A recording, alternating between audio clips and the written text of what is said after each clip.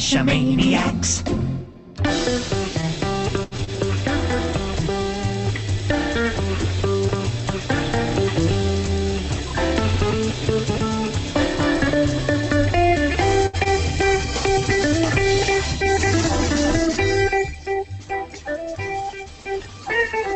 GeoGearHeads. Welcome back for Beta.46 of the GeoGearHeads. As usual, I'm Daryl W4 with the Bad Cop. We're glad to be joined today by a cacher from my home state who's known for his Totally Tubular series. Next week, we're not going to be recording live, but we will have another show featuring the host of the Geocaching podcast as we talk over considerations when giving gifts to cachers. In the next 2 weeks, in 2 weeks, we'll have another randomized show, and for those who aren't familiar with them, that's when we take a whole bunch of questions of smaller topics and discuss them to form one single episode. It's a great chance to send in your questions or comments for us to talk over, and this will be your last chance to get into the drawing for one of those awesome gifts. There are some great gifts in this one, including a couple of GPSRs, a couple of caches, and some goodies we haven't announced yet. We'll include a link in the show notes to the details, but all you need to really know is to get your name into the drawing, just call or email us feedback to use on the show. If we use it in that randomized show, your name goes into the hat, actually it's a box, this box right here, and we'll draw the winners on the air with that episode 48. I love mystery gifts. You know, that's a real draw for me. So it's pretty easy. Since it's a randomized show, we're talking about any caching question or comment. That's all fair game. So make sure you include your geocaching.com screen name and your home location, like Tacoma, Washington, on any feedback. You can email geogearheads@cacheamaniac.com or call the voice line at 206-350-3647. And we got plenty of feedback from the last show, and all of these folks are going to be entered into that drawing. So let's start with this voicemail. Hey guys, this is No Name Yet, 202 from Huntsville, Alabama. I just finished listening to your show about PQs and GPAC. I want to let you know there's a macro I wrote and use quite often to help maintain my database and all the entries in there. It's called Auto Updater. What it does is it updates the PQ, uses the API to refresh the cache listings and get recent logs, deletes all the archived caches, or gives you the option to delete archived caches. It helps me keep my database up to date and clean, and I figure others could use it. Thanks. Thank you very much, and I did take a look at the notes for that one on the GSAC forum, and of course we'll have the links to that in the show notes as well. But it does make note that it uses the live API functions to maintain and upkeep your GSAC database.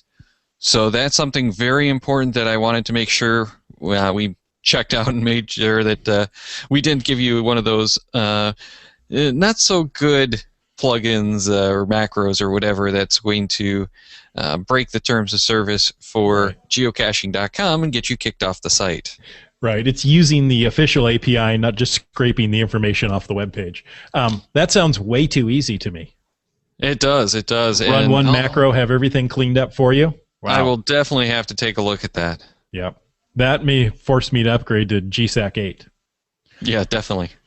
Now, we got more feedback from the Winter Trio from Mill Creek, Washington. That's also my home state, by the way. Just got finished listening to the GSAC PQ episode and wanted to comment.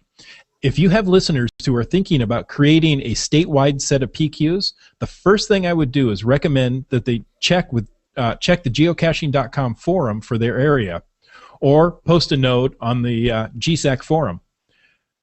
Chances are there's someone else in the area who's already done it and can supply the dates to them. There is a GSAC macro called Placed PQ that will go through your current database and give you a report of the dates needed for each PQ. This would need to be run by the person with the complete database. The only drawback is that using someone else's database report, that your finds and their finds will not be the same. So you'll need to tweak the dates a bit. I got started with dates supplied by a local cacher when I posted a note on the Northwest forums on gc.com. I'd be happy to share my dates from Washington, Oregon, or British Columbia databases. So thanks, Winter Trio. That's really nice. I didn't do that. I just kind of started poking through myself until, I could pin down enough caches to be able to do that. But that would have saved me a lot of time. Yeah, another great macro that we'll have a link to. And now Search Jaunt from Belgium also sent us an email, and he said, I've watched your latest webcast concerning GSAC. You were talking about the ability of running GSAC on tablets, and I was surprised you didn't mention things like GDAC, which gives you a lot of the GSAC functionalities in the field. All you have to do is copy your GSAC database to your Android device or work via Dropbox if you can work offline or online. Another way to work is with the GSAC add-on for Locus. I don't have any experience with that, though. On iOS, there's iKnife, or iGeoKnife, sorry, which is comparable to GDAC. And he says they are, in my opinion, primarily meant as offline database tools for on the go or for on the road. They aren't indeed completely the same. But who needs macros and API support in the field? Personally, I never see tablets replacing laptops, as the latter never did for desktops. Well, we're going to skip that last topic for now. Maybe that will be something we include in the Rare Device show. But yeah, we did not mention those because they aren't the full-featured GSAC stuff that we were trying to get at. And they do work a little bit differently, but they are, for the most part, based around GSAC and do give you a lot of that functionality. But for one, I could really see keeping all of that information and running some of those challenge macros in the field, because every so often we're in an area and we realize there's a challenge cache right there that we don't know if we had qualified for, and it'd be nice to be able to pop that open and run one of the challenge macros to see if we do indeed qualify. Right. And, maybe we need to do a show for what do I want to say, the GSAC in the field. GSAC on tablets and Androids later on, and we'll look at that. But yeah, we were thinking more of just GSAC. Yes, there are options for working with the databases once you get them out of GSAC. Absolutely. Now, Haku In of Orlando, Florida, wrote us via email. Just listen to the GeoGearHeads Beta.45. Thank you, and thanks to VBPad. You guys are awesome. I always like to hear that. Wanted to send you a piece of feedback for DeBears who's looking for GSAC, for DeBears who's looking for GSAC on the Mac. I've never tried using GSAC through either virtual machines or Wine. It's a emulator. GSAC is the reason I keep using an old Windows laptop. However, there are similar programs called iCaching. I haven't used the program, so I can't attest to it, but I thought it might be worth checking out. Yeah, I've not had a chance to really look at that one either. There was another one called Mac Caching I liked. None of those so far really seem to hit that level of functionality that you get with GSAC. And a lot of it is because GSAC has that great community that builds out all those macros. So there's stuff that you can do with GSAC because of that great community and all those macros that just really aren't available anywhere else. Without a doubt. And that's really why GSAC is, well, what we're still talking about. Indeed. Now, today, let's move on to our main topic. We're lucky to have a cacher who goes by the name of Dayspring that was recommended to us by WV Tim, who you might remember from his episode a few days ago or a few weeks ago. Boy, I've had one of those weeks where my time just gets all messed up. Well, it also depends when they listen to the episode. It does. And you can always go back, download it, and re-listen. That's what I love about podcasts. Without a doubt. Yeah, so anyways, let's welcome Dayspring to the show. Hi, I'm glad to be here. Hey, we're happy to have you here. And most people are going to know your name from your Totally Tubular series of caches, which, from the little bit I've heard about them, sound really interesting. Can you tell those who are watching or listening briefly what they are? Yeah, I started geocaching with my very first hide was a Totally Tubular cache, and it was called Totally Tubular.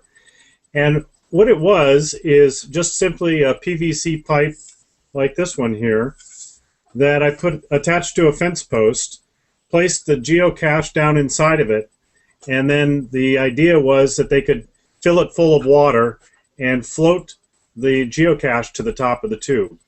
And it became a very popular idea, and I loved the idea. I'm an engineer by my schooling, and I said, well, how else can I create an experience that uses other physical principles, or perhaps a little bit of a puzzle, so that when the geocacher reaches the tube, that they have to solve this puzzle in order to get to the actual container. And so when I started thinking about that, I started thinking about different physical principles, whether it's pneumatics or hydraulics or electricity or centrifugal force or any other types of forces like magnetic forces or spring forces. And so once I started going down that road, I actually started creating an entire series that people kept waiting for what came next. So I've had, I think I've created something in the neighborhood of about 15 geocaches that have all been hidden in these same black plastic tubes. That is awesome. But before we go any further, though, for anyone who isn't watching the video, they are just black PVC pipes. And one of the things that we have had a lot of problems with in the caching community is people see any kind of pipe and instantly think bomb. So do you have anything that you're doing to the caches that might make it a little bit more obvious that they're not, in fact, something that needs to be avoided? Well, I don't really want to give away that it's a geocache directly with a big sticker on it. And so what I've done with my PVC pipes is I've taken an engraver, actually, and I've engraved www.geocaching.com clearly on the pipe, and so that it's like black on black. So if you're from a distance, you may not notice it or may not stand out to you if you're just walking by it. But if you come up to it, so if someone who is investigating it came up to it, they would could very clearly read that it was something from geocaching.com, and they could go to the website and educate themselves. That hasn't always worked out right, because I had a geocache that was located near my house here, and it had actually been in place for over 1 year, and I got a note to my account saying, I think your geocache is gone, and there's a note there from the Seattle Police Department, bomb squad. And so they actually had a bomb squad that came out, could not open the cache because it needed a special magnet to get it open, and it became very suspicious, even though it had the words geocaching.com on it, and even though it had been there for a year and the Seattle Police Department clearly knew about geocaching, yet they said we had 3 Seattle police officers here, we had the bomb squad come out, and they've removed your cache. So anyway, that one's gone, and I have yet to replace something similar. So. Oh, that's a great story, though. Yeah, it is. So is it, I think we might have lost Daryl for a moment. So are they all basically your Schedule 40 ABS pipe? Yes, exactly. Just a classic pipe that I find in a hardware store. Okay. With plastic caps on the end of them. Okay. It's not Sounds complicated. Good. No. Very cheap.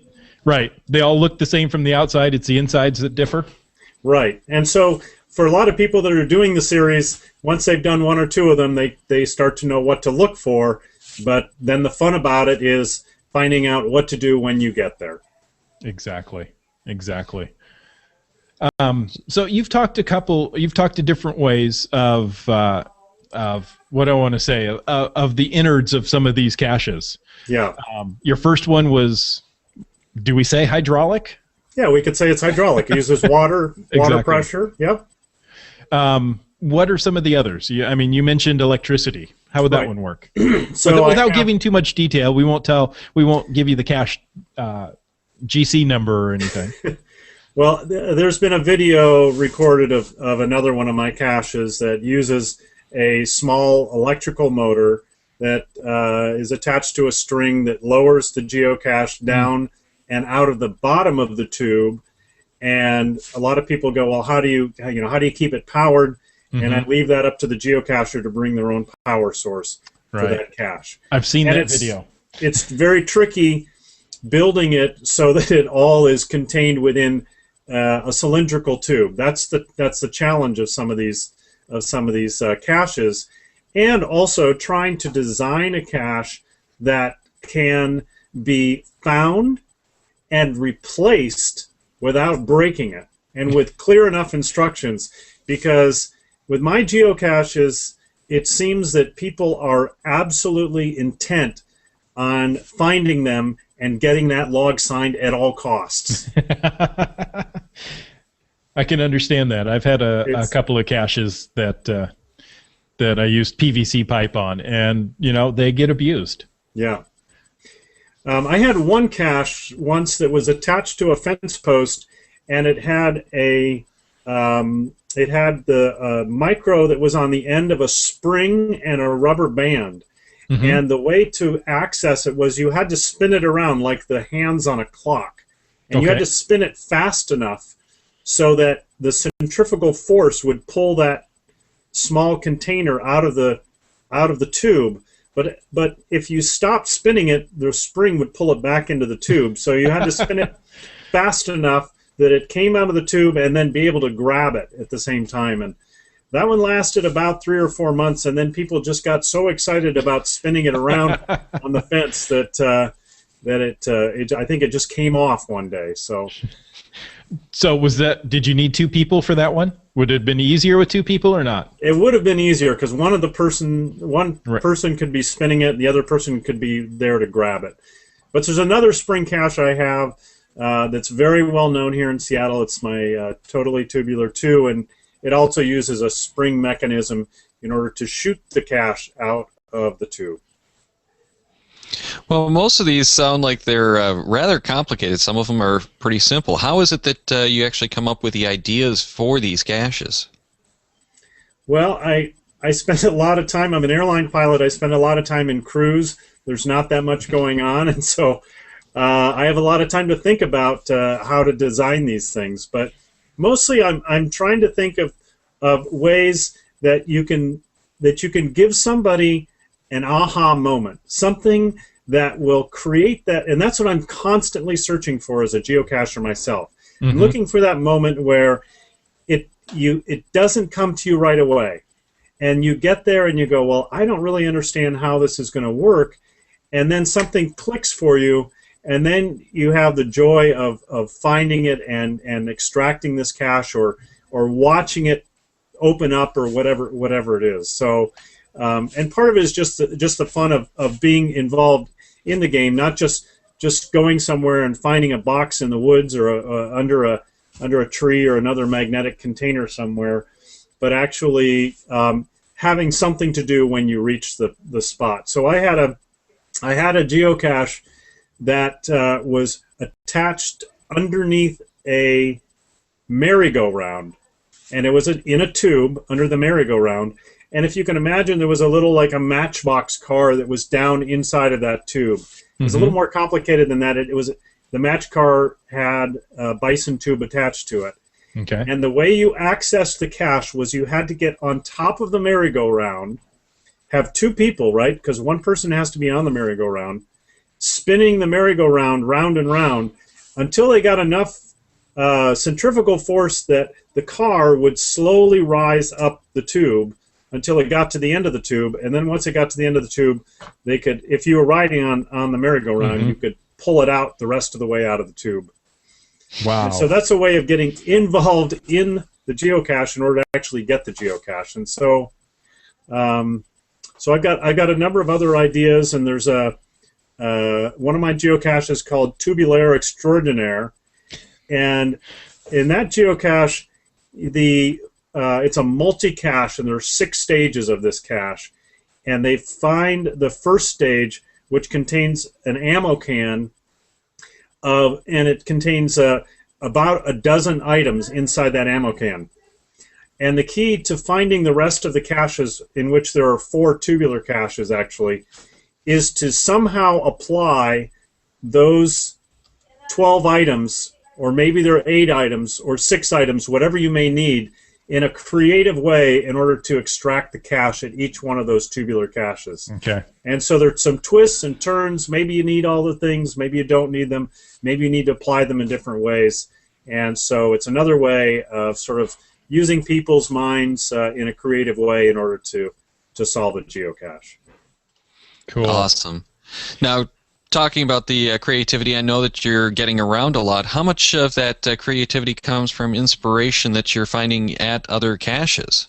Oh, a lot of it. And one of the things I wanted to do is being an airline pilot, I get to see geocaching around the world, literally across the country and around the world.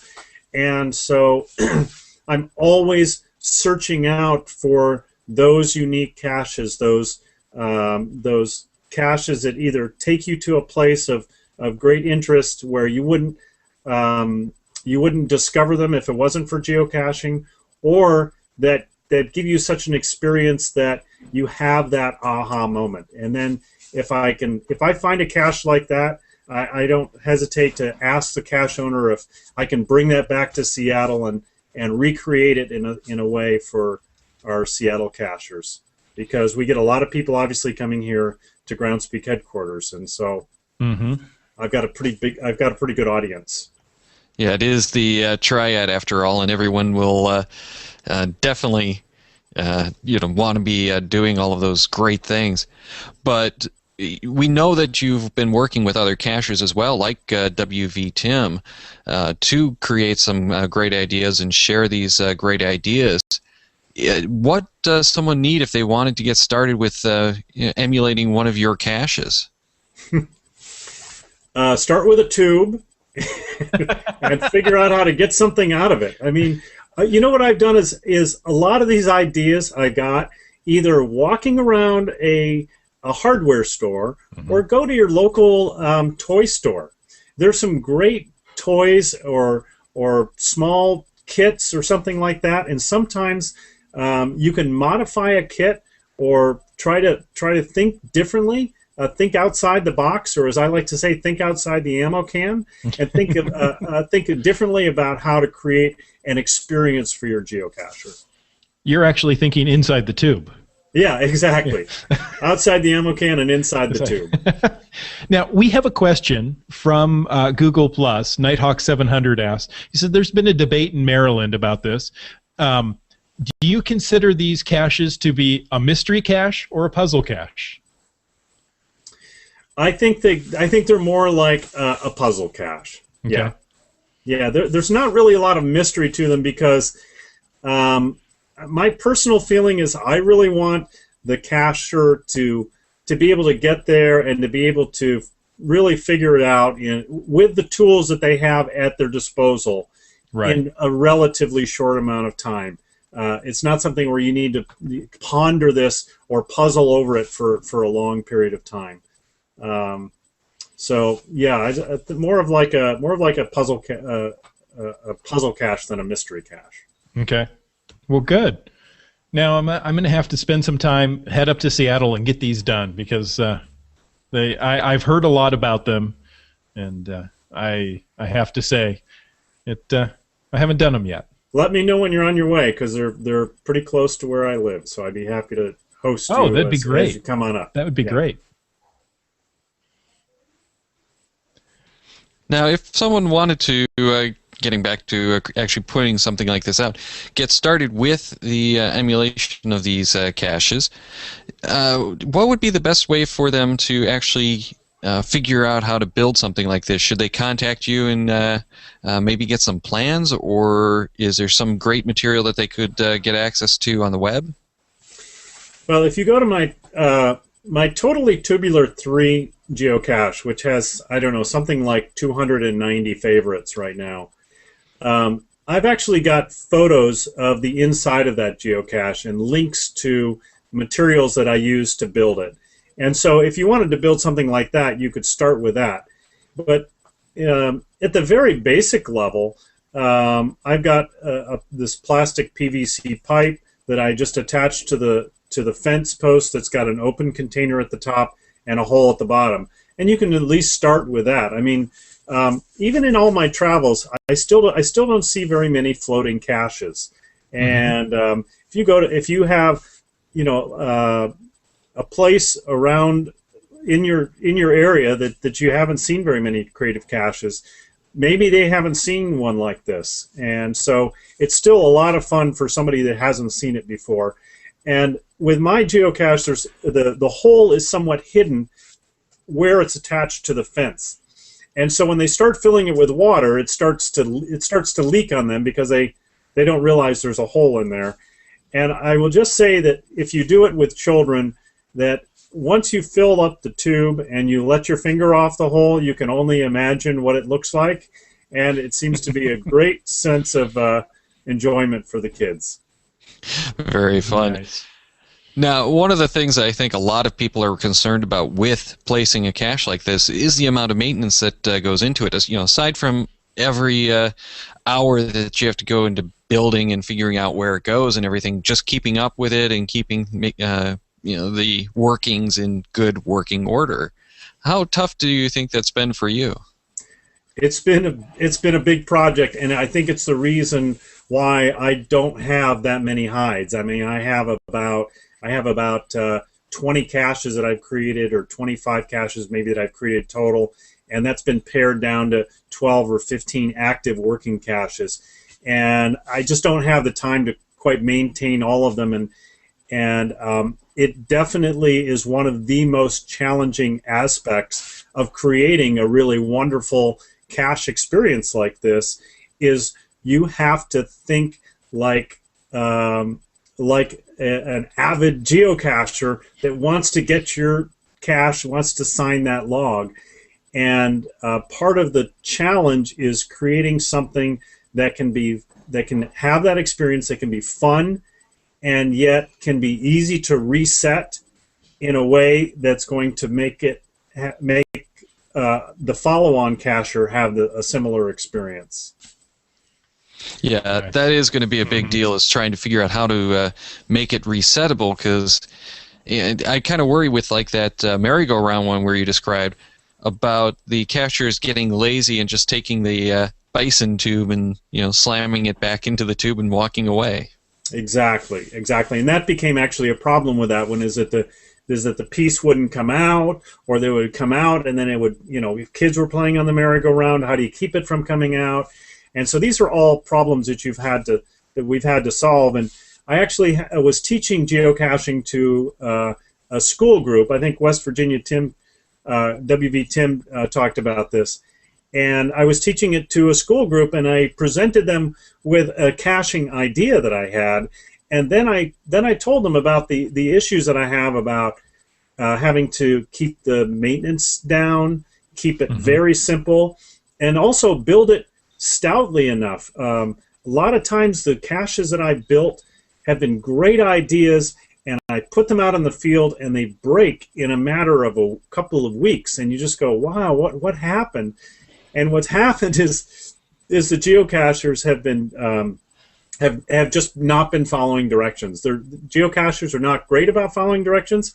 I think they're more like the kind of people that like to just jump in, and they don't like to read directions. They don't like to read the web pages. And so you have to keep that in mind also when you're building these, that someone's going to come up to it, and the first thing they're going to try to do is they're going to try to twist it, to turn it, to unscrew it, to push on it, to stick something in it, and hopefully they will read the web page, but you can't count on that. And so a lot of times you have to plan on that. But the kids were helpful in trying to think about, really thinking thoroughly about how to keep this working properly despite that. Yes, of course. And, I have to admit from time to time I'm ham-fisted myself and trying to get a geocache open. Yeah. It's easy to get wrapped up in the excitement of it, for sure. Yeah, absolutely.